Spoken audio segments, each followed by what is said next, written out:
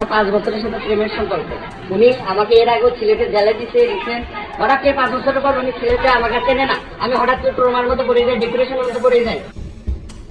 বৃহস্পতিবার রাজশাহীর দায়রা জজ আদালতের বিচারক মোহাম্মদ আব্দুর রহমানের পরিবারের ওপর নেমে আসে ভয়াবহ বিপর্যয়। বাসায় ঢুকে ছুরিকাঘাতে হত্যা করা হয় তার স্কুল পড়ুয়া ছেলে তাওসিফ রহমান সুমনকে। গুরুতর আহত হন বিচারকের স্ত্রী তাসনিম নাহার। বর্তমানে রামেক হাসপাতালে ভর্তি রয়েছেন।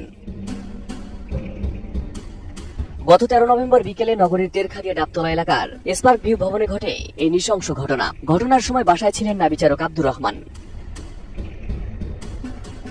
জানা যায় ওই দিন 5 তলায় ঝামেলা হচ্ছে।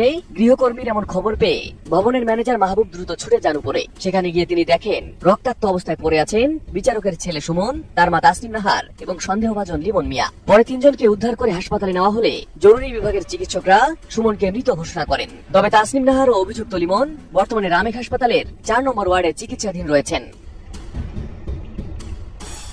এদিকে হাসপাতালের বিছানায় শুয়ে ঘাতক লিমন নিজেই দিলেন চাঞ্চল্যকর বর্ণনা। তার দাবি, দীর্ঘ 5 বছর ধরে বিচারকের স্ত্রী তাসনিম নাহারের সঙ্গে প্রেমের সম্পর্ক ছিল তার, কিন্তু হঠাৎ যোগাযোগ বন্ধ করে দেন তাসনিম। আর এতে মানসিকভাবে ভেঙে পড়েন লিমন মিয়া। ওনার সাথে আমার বিগত 5 বছরের সাথে প্রেমের সম্পর্ক।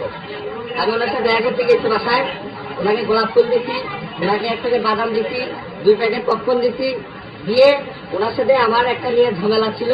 উনি আমাকে এর আগেও সিলেটে জেলে দিতে রিসেন্ট 4-5 দিন আগে আমাকে জেলে একদিন কাটাইতে, আমাকে কোর্টে দিতে। ওনার সাথে 5 বছরের আমার সম্পর্ক কোয়ান্টাম ফাউন্ডেশন থেকে শুরু স্টার্ট। হঠাৎ করে 5 বছরের পর উনি সিলেটে আমাকে চেনে না, আমার ফোন ধরে না, আমি হঠাৎ করে ট্রমার মধ্যে পড়ে যাই, ডিপ্রেশনের মধ্যে পড়ে যাই, উল্টাপাল্টার মধ্যে পড়ে যাই। অভিযুক্ত লিমনের দাবি, সম্পর্ক ভেঙে যাওয়ার পর তাসনিম নাহারের সঙ্গে দেখা করার জন্য মরিয়া হয়ে ওঠেন তিনি। বৃহস্পতিবার দেখা করতে গেলে তাকে দরজা বন্ধ করে পুলিশে খবর দেন তাসনিম। তখনই ক্ষুব্ধ হয়ে ওঠেন তিনি। লিমনের দাবি, দরজা ভেঙে প্রথমে তাসনিম নাহারকে, পরে বাধা দিতে আসা সুমনকে ছুরিকাঘাত করেন তিনি। অভিযুক্ত লিমন মিয়া জানিয়েছেন, তিনি সেনাবাহিনীতে 7 বছর চাকরি করেছেন। 2018 সালে স্বেচ্ছায় অবসর নেন। আমি ফুলচুরি হাট আছে, এখানে আমার শেয়ার দেওয়া আছে, ব্যবসা করি।